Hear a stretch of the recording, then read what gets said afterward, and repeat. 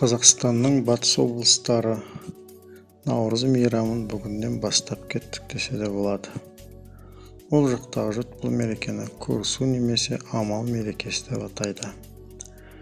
Таң атысымен көрісу мерекесін асыға күткен әрбір адам көршілерінің, туған туысқандарының үйлерін аралап, ондағы дастарханға жайылған құрт, бауырсақ, ырымшық, сары май, уыз сияқты дәстүрлі тағамдардан ауыз тиіп, сол үйдегі адамдармен көрісіп, кішілер үлкендерден кешірім сұрап, өткен жылдан қалған реніш өкпе наздар болса бір-бірлерін кешіреді. Бір жасыңызбен деп үйге еніп, жаңа жылға аман есен аяқ басқан жора жолдас туған туысқандарын құттықтайды. Әр үйде ерекше ілтипат көрсетіліп, қонақты төріне шығарып ас ұсынылады. Сондай-ақ әр отбасы түске дейін әр адам үш үйдің есігін ашып, осылай амал мерекесін жақсылап атап өту керек. Балалар өздеріне шағын дорба ұстап, қай үйге кірсе де сол дастарханнан ауыз тиіп, тәтті дәмділерден, бауырсақтан салып алады. Бұл жоралғы жыл бойы балаларымыз тоқ жүрсін, дастарханымыз аралас болсын, қарым-қатынасымыз күшті болсын деген ниеттен туған екен. Бір ерекшелігі көрісу бір күнмен шектеліп қалмай, ол наурыздың аяғына дейін жалғасады. Көрісу мерекесі неге 14 наурызда тойланады? 1918 жылдың 31 қаңтарынан кейін кеңес үкіметі жаңа декрет қабылдап, батыстық үлгідегі күнтізбеге өтті. Соған байланысты 14 күн қосылып, 1 ақпан емес 14 ақпанға бір-ақ секірді. Соның әсерінен бұл мейрам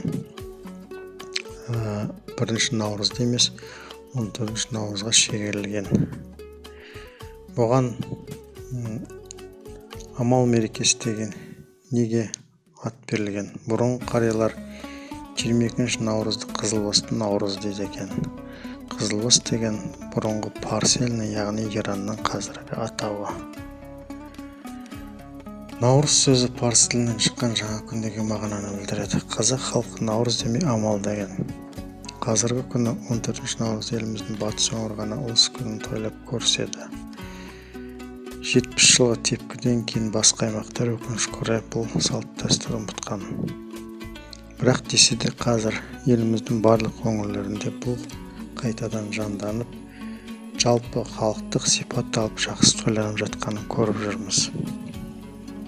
Шәкәрім қажының баласы Ахат мынандай естелік айтады. Әке айтты, бұл ескіше 1 марттың қазақша жаңа жыл, ұлыстың ұлы күні дейді. Ал жаңа жылдың бұрынғы аты наурыз.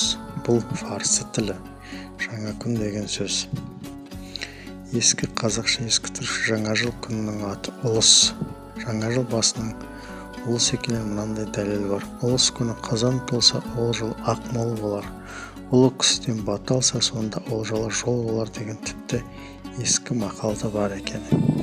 Шығыс елдерінің күнтізбесі бойынша наурыздың басталуы амал айының 1 жұлдызы болып есептеледі. Хамал тоқты шоқ жұлдызының ескі парсыша атауы. Күн мен түн теңеліп, амал кірген сәтте тоқты шоқ жұлдызы туады.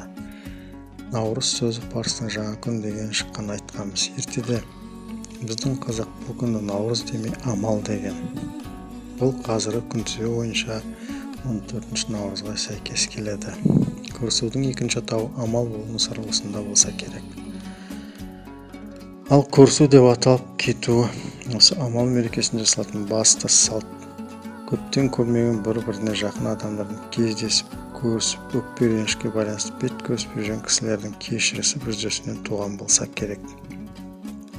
Бұл мейрамда сонымен қатар еліміздің батысынан бөлек көршілес Ресей елінің Астрахан, Саратов, Орынбор өлкесінде қазақтар және Қарақалпақстанда қазақтар да тойлайды.